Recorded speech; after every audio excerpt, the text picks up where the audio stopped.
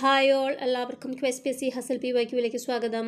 നമ്മളിന്ന് ഡിസ്കസ് ചെയ്യാൻ പോകുന്നത് question paper code 115/2025 care taker എക്സാമിൻ്റെ ക്വസ്റ്റ്യൻ പേപ്പറിൻ്റെ ഫൈനൽ ആൻസർ കീ ആണ്.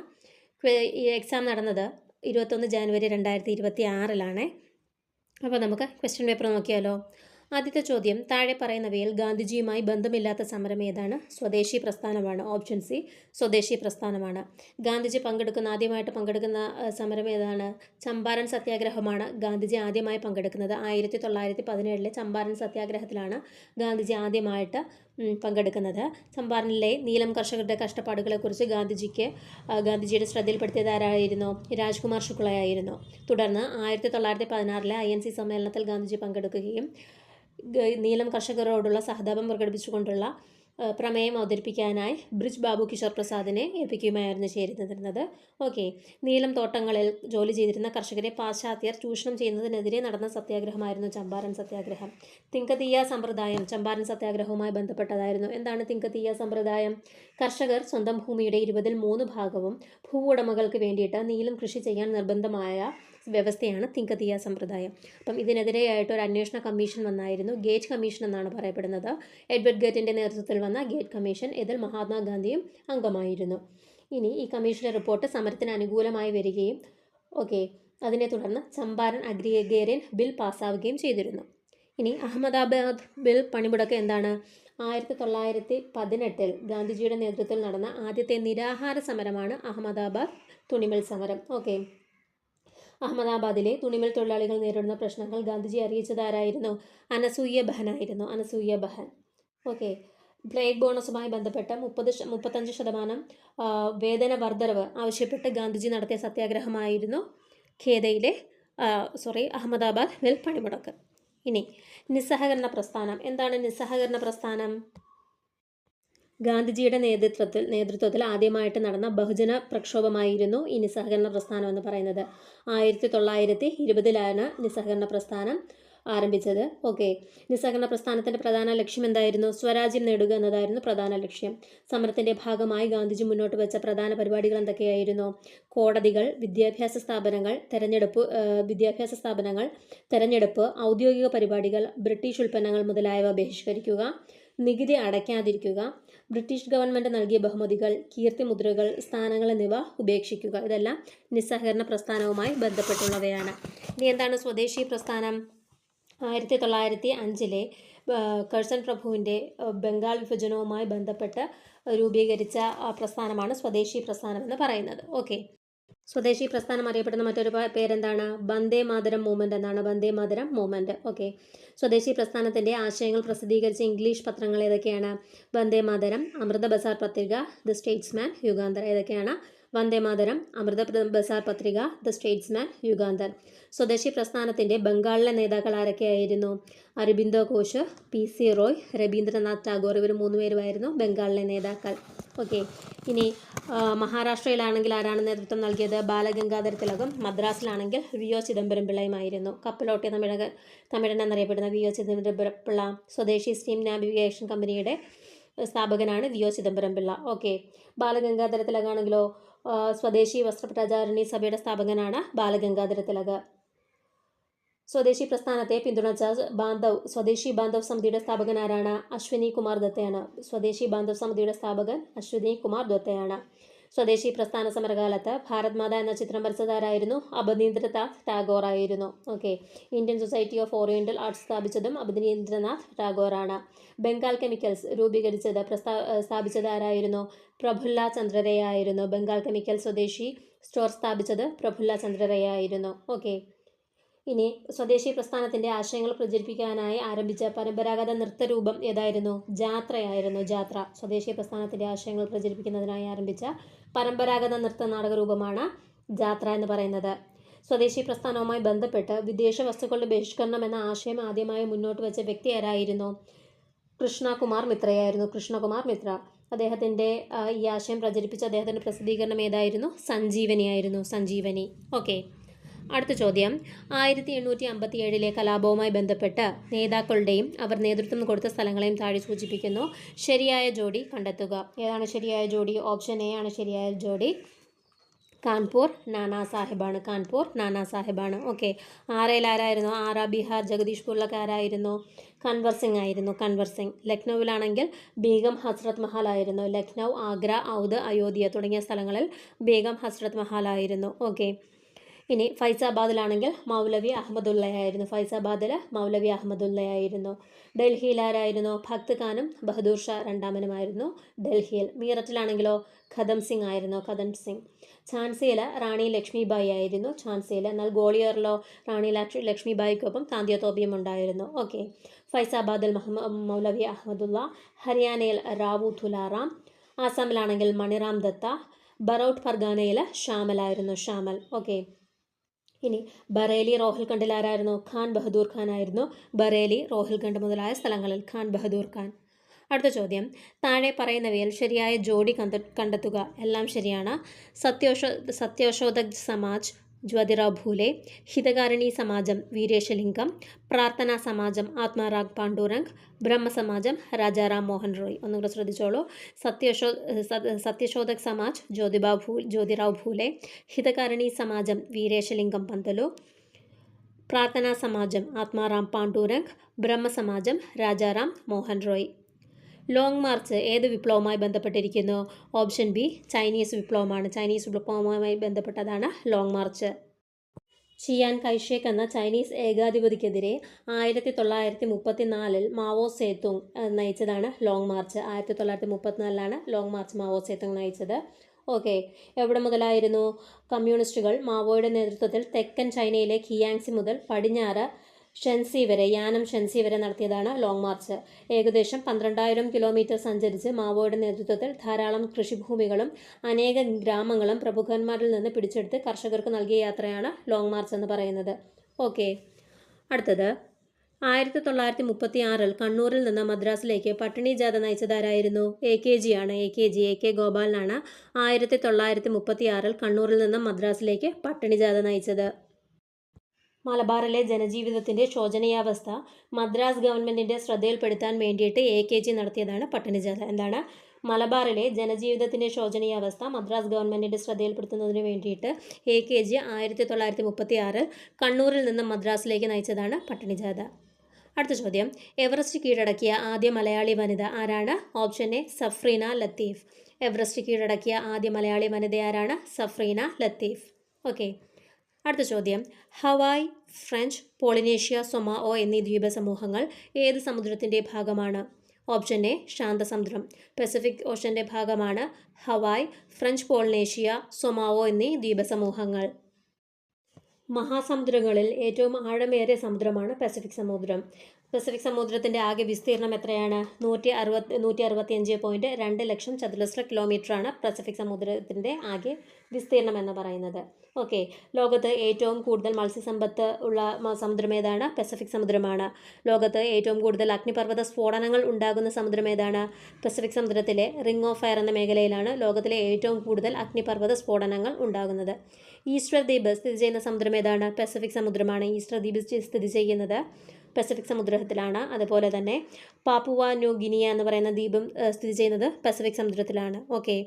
അപ്പം Hawaii, French Polynesia, Samoa, Papua New Guinea, Hawaii ദ്വീപ്, ഈസ്റ്റർ ദ്വീപ് മുതലായവ ദ്വീപുകളൊക്കെ സ്ഥിതി ചെയ്യുന്നത് എവിടെയാണ്?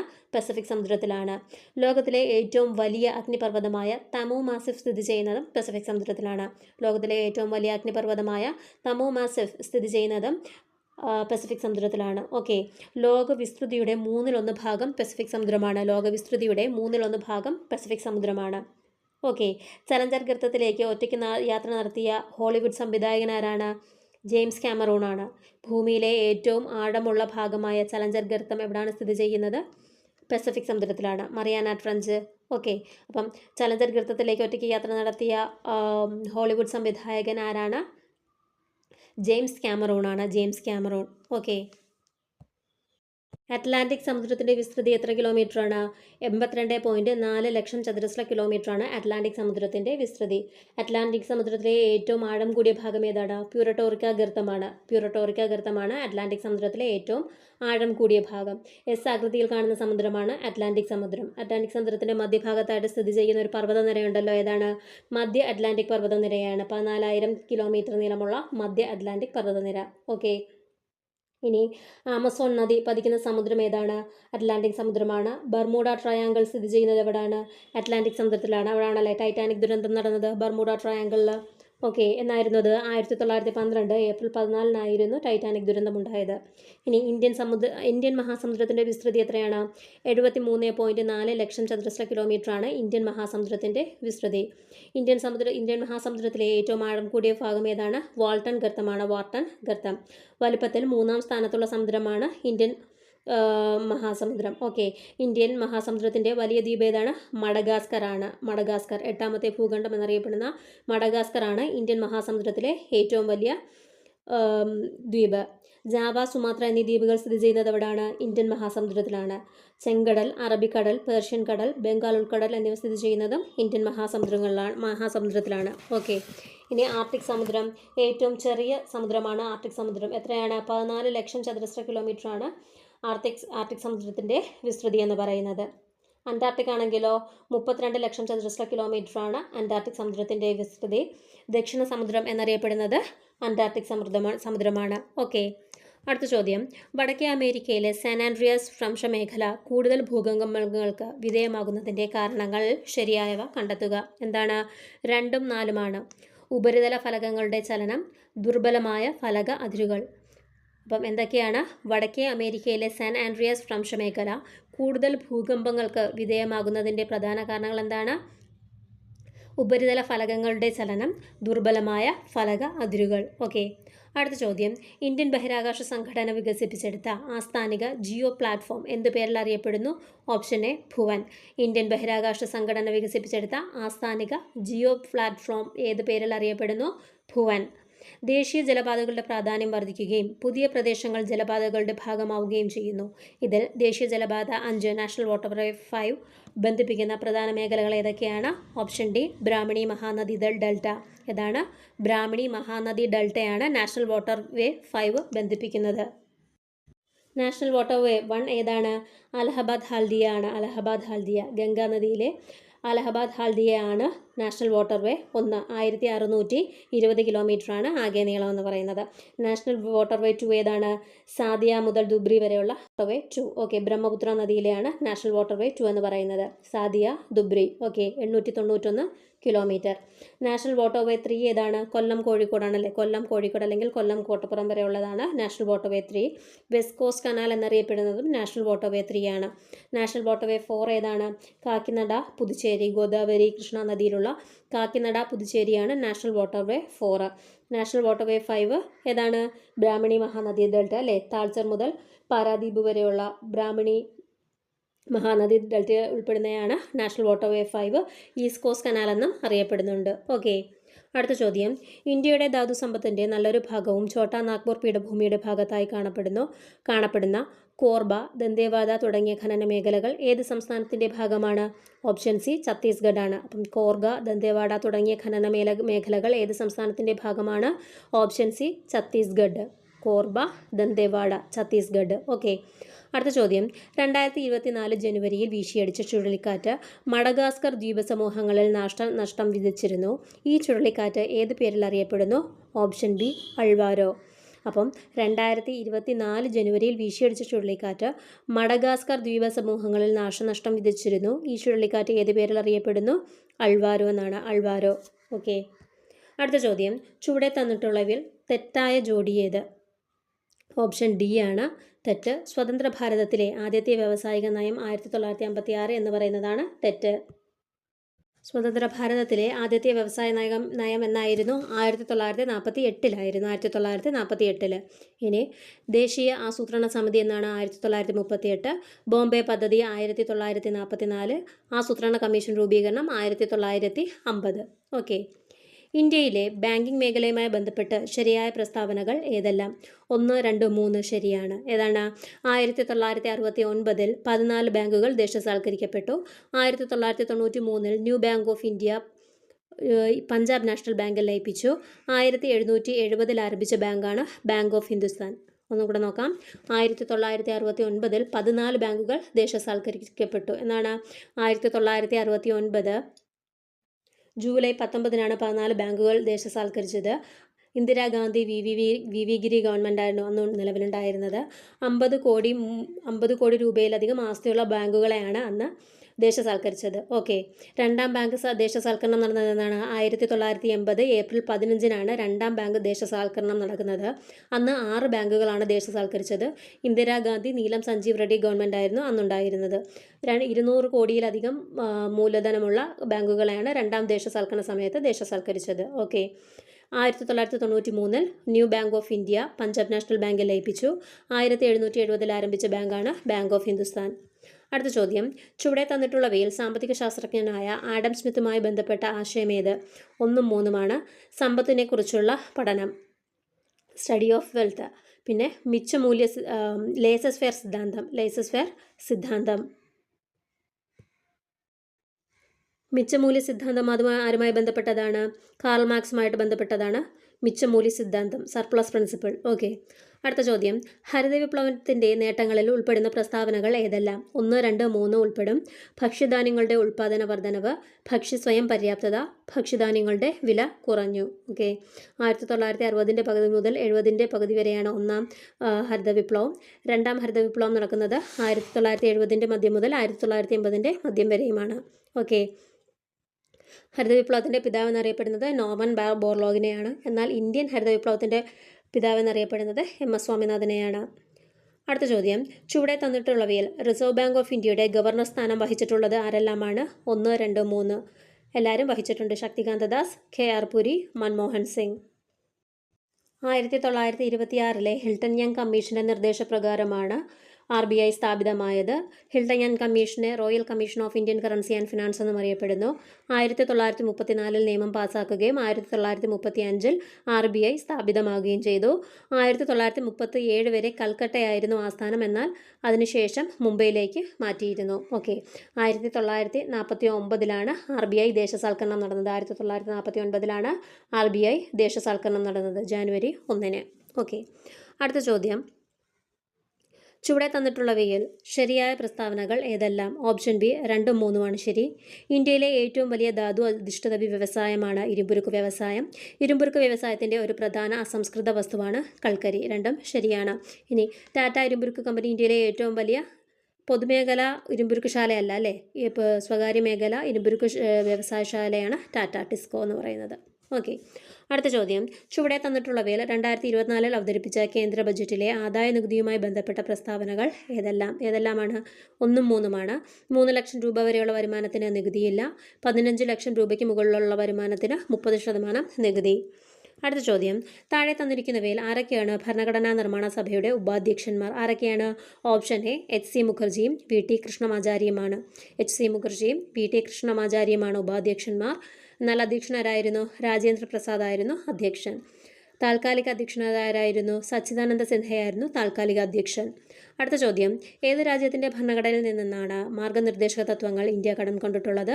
Option B Ireland. അടുത്ത ചോദ്യം. പ്രസിഡന്റിന് പ്രഖ്യാപിക്കാൻ കഴിയുന്ന സാമ്പത്തിക അടിയന്തരാവസ്ഥ ഭരണഘടനയുടെ എത്രാമത്തെ അനുച്ഛേദത്തിലാണ് ഉൾപ്പെടുത്തിയിരിക്കുന്നത്? അനുച്ഛേദം 360 360. പ്രസിഡന്റിന് പ്രഖ്യാപിക്കാൻ കഴിയുന്ന സാമ്പത്തിക അടിയന്തരാവസ്ഥ 360. ഓക്കെ. Financial emergency. ഇന്ത്യയിൽ ഇതുവരെ പ്രഖ്യാപിച്ചിട്ടില്ലാത്ത അടിയന്തരാവസ്ഥയാണ് സാമ്പത്തിക അടിയന്തരാവസ്ഥ. അടിയന്തരാവസ്ഥയുമായി ബന്ധപ്പെട്ട ആർട്ടിക്കിളുകൾ ഏതൊക്കെയാണ്? ആർട്ടിക്കിൾ 352, ആർട്ടിക്കിൾ 356 സംസ്ഥാനങ്ങളുടെ അടിയന്തരാവസ്ഥ അഥവാ പ്രസിഡൻസ് റൂള്, 360 സാമ്പത്തിക അടിയന്തരാവസ്ഥ. അടുത്ത ചോദ്യം.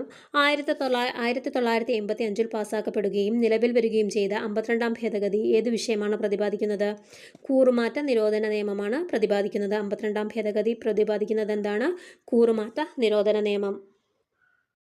1985 രാജീവ് ഗാന്ധി ഗ്യാനി സെയിൽ സിംഗ് ഗവൺമെൻറ്റിൻ്റെ സമയത്താണ് 52ാം ഭേദഗതി വരുന്നത്.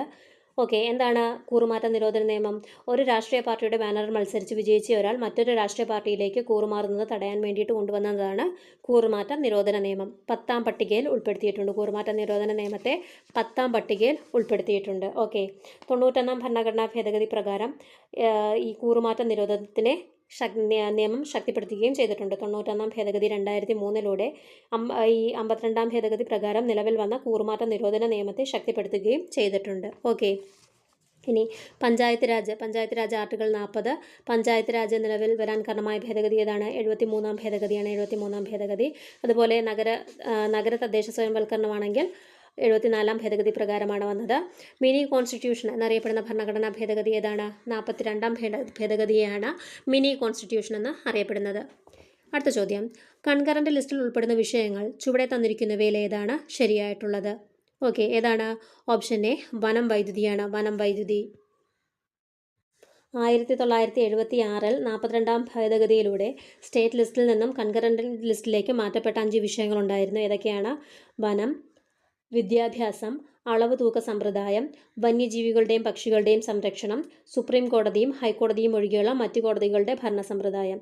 ഇത് 5ഉം 42ാം ഭേദഗതിയിലൂടെ സ്റ്റേറ്റ് ലിസ്റ്റിൽ നിന്നും കൺകറന്റ് ലിസ്റ്റിലേക്ക് മാറ്റിയ വിഷയങ്ങളാണ്. ഓക്കെ, ഇവിടെ ചോദിച്ചിരിക്കുന്നത് കൺകറന്റ് ലിസ്റ്റിൽ ഉൾപ്പെട്ട വിഷയങ്ങൾ ഏതൊക്കെയെന്നാണ്. വനം വൈദ്യുതി കൺകറന്റ് ലിസ്റ്റിൽ ഉൾപ്പെട്ട വിഷയമാണ്. ഓക്കെ, അടുത്ത ചോദ്യം, ഇപ്പോഴത്തെ ദേശീയ വിവരാവകാശ കമ്മീഷണർ ആരാണ്? 2025 ചോദിച്ചിരിക്കുന്നത്. ആരാണ്? ഹീരാലാൽ സമരിയാണ്.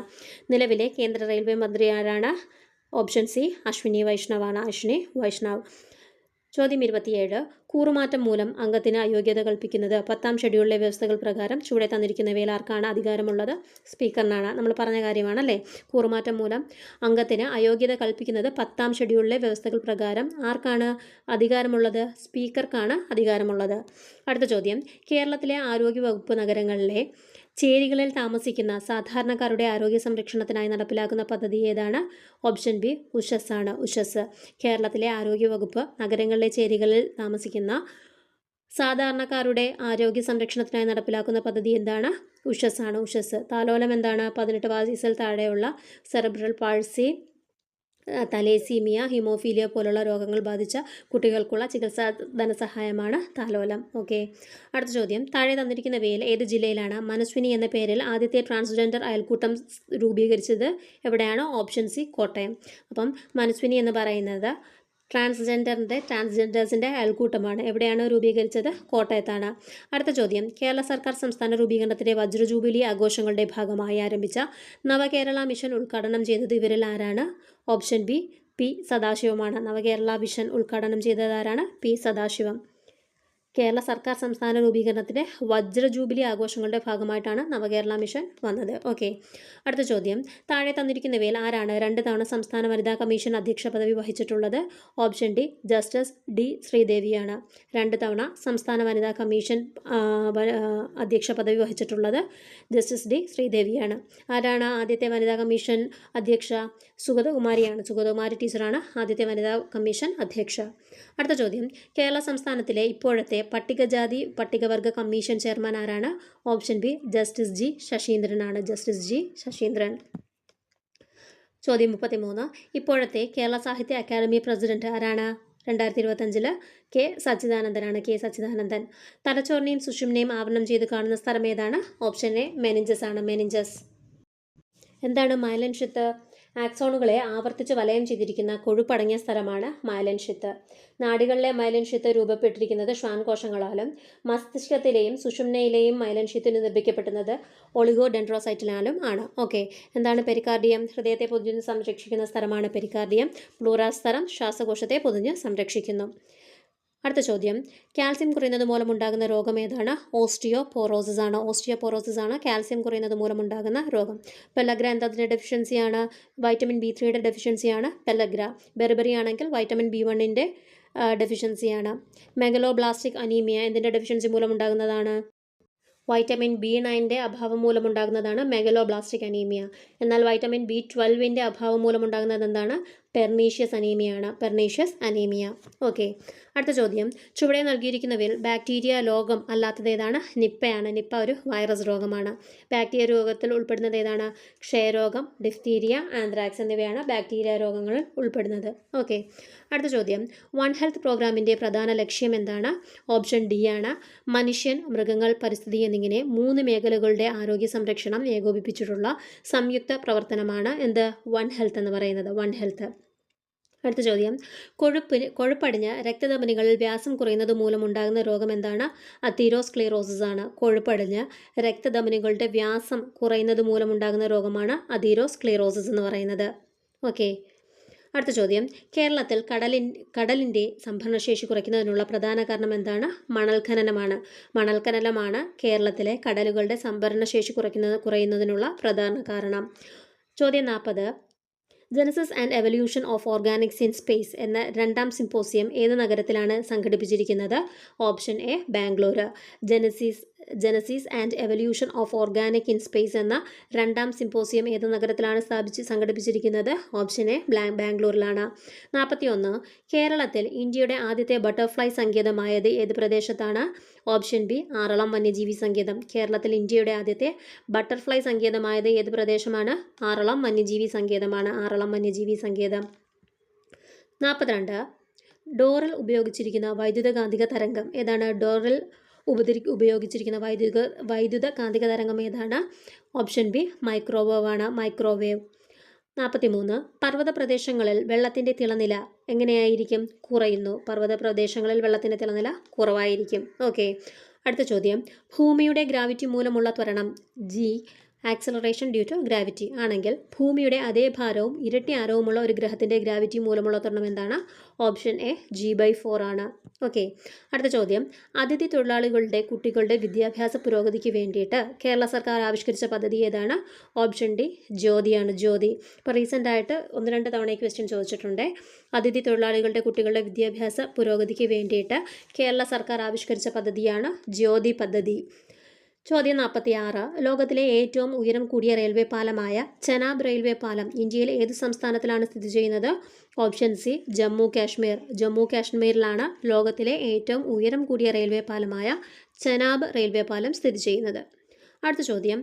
ഒരേ തന്മാത്രാ സൂത്രവും വ്യത്യസ്ത രാസഭൗതിക സ്വഭാവമുള്ള സംയുക്തങ്ങളെ വിളിക്കുന്ന പേരെന്താണ്? ഐസോമറുകൾ എന്നാണ്. ഐസോമറുകൾ. ഒരേ തന്മാത്രാ സൂത്രം മോളിക്കുലർ ഫോമിലെയും വ്യത്യസ്ത രാസഭൗതിക സ്വഭാവവുമുള്ള സംയുക്തങ്ങളെ വിളിക്കുന്ന പേരെന്താണ്? ഐസോമറുകൾ എന്നാണ്. ഐസോമറുകൾ. വാതകമർദ്ദം അളക്കാൻ ഉപയോഗിക്കുന്ന ഉപകരണം ഏതാണ്? മാനോമീറ്റർ ആണ്. ഓപ്ഷൻ ബി മാനോമീറ്റർ ആണ്. ബാരോമീറ്റർ എന്താണ്? പ്രഷർ അളക്കാനും തെർമോമീറ്റർ താപനില അളക്കാനും ഉപയോഗിക്കുന്നതാണ്. ആവർത്തന പട്ടികയിൽ 17ാം ഗ്രൂപ്പിൽ വരുന്ന മൂലക കുടുംബത്തിന് പറയുന്ന പേരെന്താണ്? ഹാലജനുകൾ എന്നാണ്. ഹാലജനുകൾ. ആരൊക്കെയാണ് ഹാലജൻ ഫാമിലിക്കകത്ത് വരുന്നത്?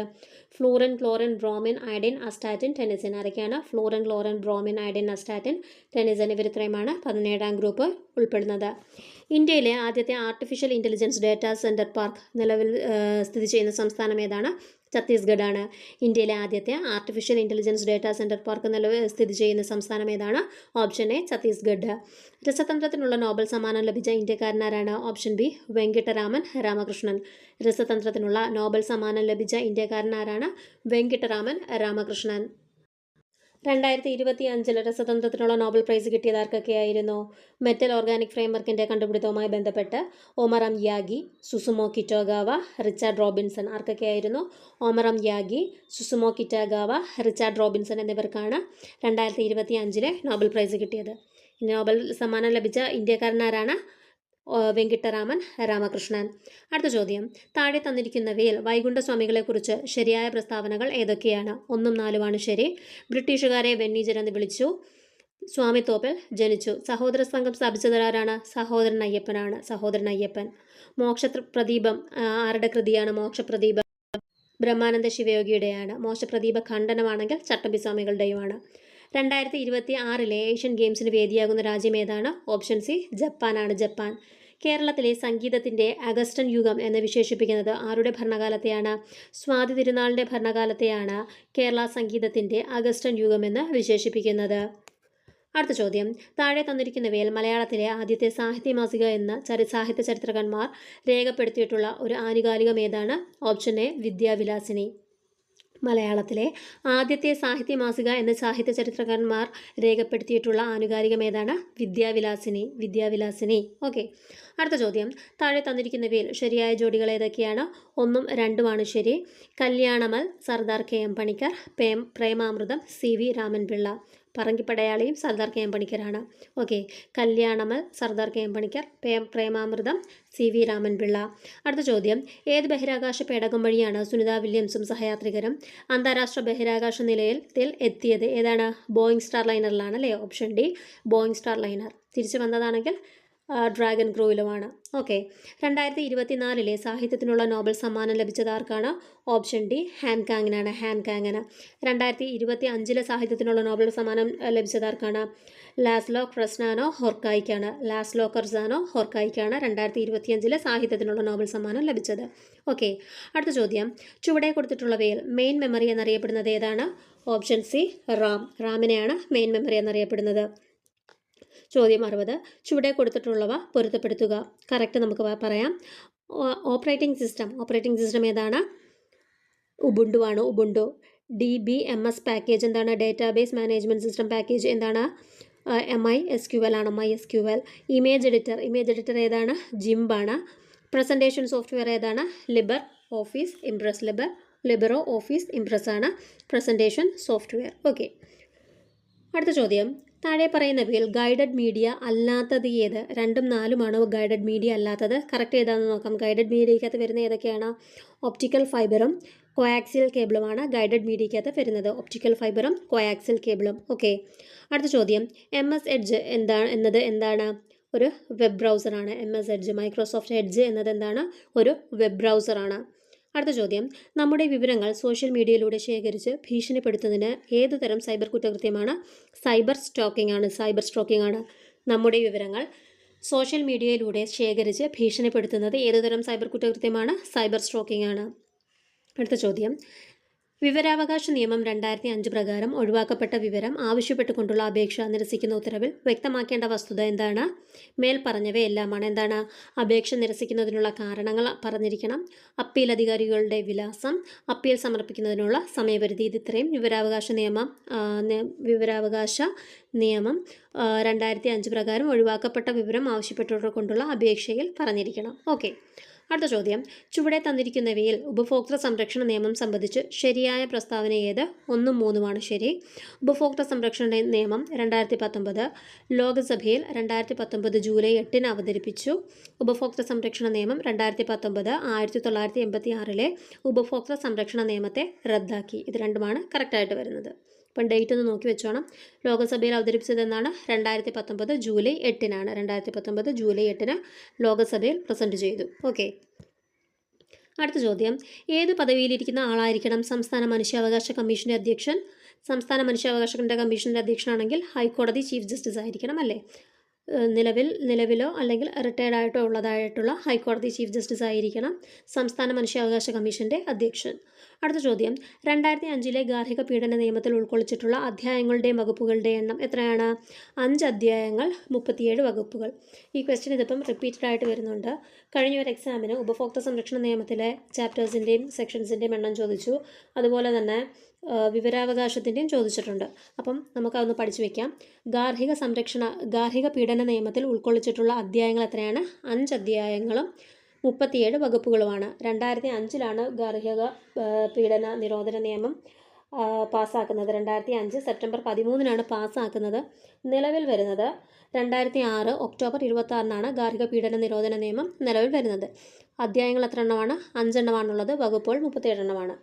ഇനി വിവരാവകാശ നിയമത്തിലാണെങ്കിലോ 6 അധ്യായങ്ങളും 2 ഷെഡ്യൂളും 31 വകുപ്പുകളാണുള്ളത്. 6 അധ്യായങ്ങളും 2 ഷെഡ്യൂളും 31 വകുപ്പുകളുമാണ് വിവരാവകാശ നിയമത്തിലുള്ളത്. അതുപോലെ ഉപഭോക്തൃ സംരക്ഷണ നിയമത്തിലാണെങ്കിൽ 107 വകുപ്പും 8 അധ്യായവുമാണ് ഉള്ളത്. 107 വകുപ്പും 8 അധ്യായവുമാണ് ഉള്ളത്. ഓക്കെ. അടുത്ത ചോദ്യം, പോക്സോ നിയമപ്രകാരം വിവരങ്ങൾ നൽകേണ്ടത് ആർക്കാണ്? ഓപ്ഷൻ ബി ആൻഡ് സി ആർക്കാണ്? ഒന്നുകിൽ ലോക്കൽ പോലീസിന് അല്ലെങ്കിൽ special juvenile police യൂണിറ്റിനാണ്. Okay.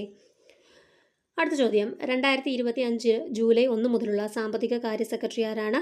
Option B Anuradha Thakur ആണ്. അനുരാധ ഠാക്കൂർ. ചോദ്യം 70 സ്വച്ഛതാ ഹി സേവ 2024 ക്യാമ്പയിൻ നടന്നത് എന്നാണ്? സെപ്റ്റംബർ 17 മുതൽ ഒക്ടോബർ 2 വരെയാണ് സ്വച്ഛതാ ഹി സേവ ക്യാമ്പയിൻ നടന്നത്. ഇനി മാത്സിൻ്റെ ക്വസ്റ്റ്യൻസ് ആണ്, അത് നിങ്ങൾ ചെയ്ത് നോക്കുക. Okay, 71 option A, 72 option A, 73 option A, 74 option B, 75 option A, 76 option B, 77 option B, 78 option B, 79 option B, 80 option B. Option B ആണ് തുടർച്ചയായിട്ട് വന്നിരിക്കുന്നത് കേട്ടോ. അടുത്തത് ഇംഗ്ലീഷ് ക്വസ്റ്റ്യൻസ് ആണ്.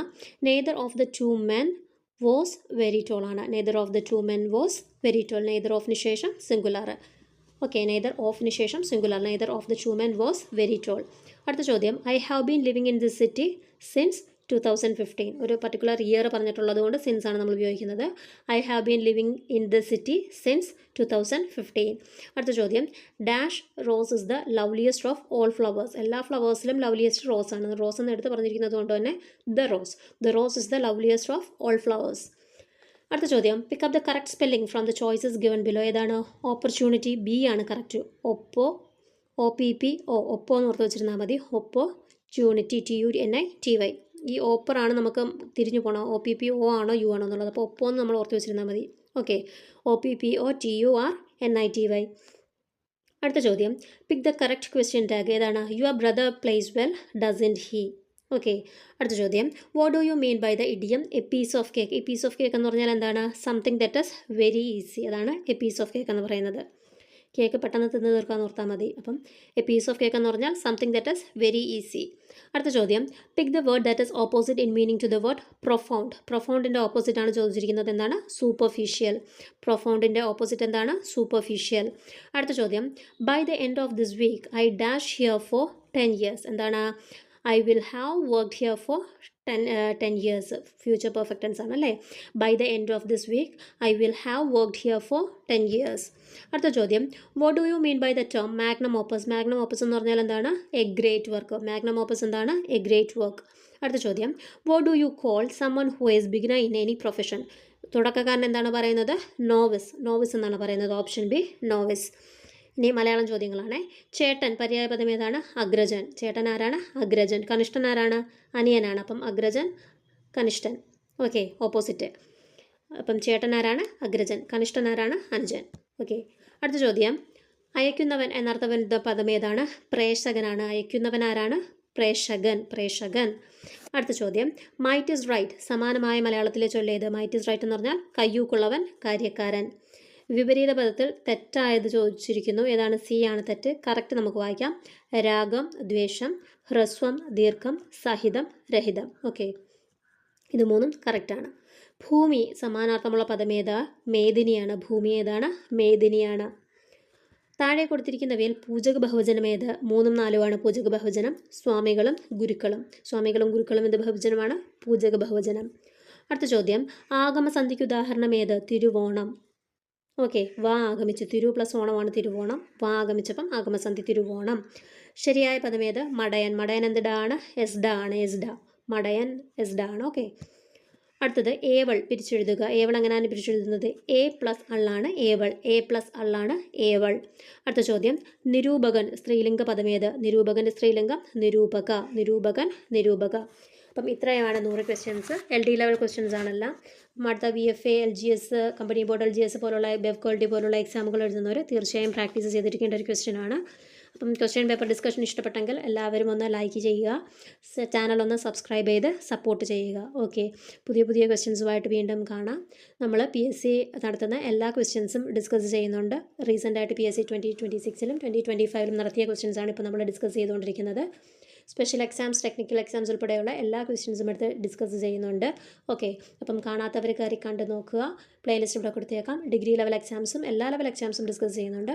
അതുപോലെ തന്നെ SCRT ക്ലാസ്സസ് പ്രൊവൈഡ് ചെയ്യുന്നുണ്ട്. SCRTയിലെ 5th സ്റ്റാൻഡേർഡിലെ കംപ്ലീറ്റ് ആയിട്ടുണ്ട്. ബേസിക് സയൻസും സോഷ്യൽ സയൻസും കംപ്ലീറ്റ് ആയിട്ടുണ്ട്. അതിൻ്റെ പ്ലേലിസ്റ്റും കൊടുത്തിരിക്കാം. കാണാത്തവർ കയറി ചെക്ക് ചെയ്ത് നോക്കുക. എല്ലാവരുടെയും സപ്പോർട്ട് പ്രതീക്ഷിക്കുന്നു. Thank you all.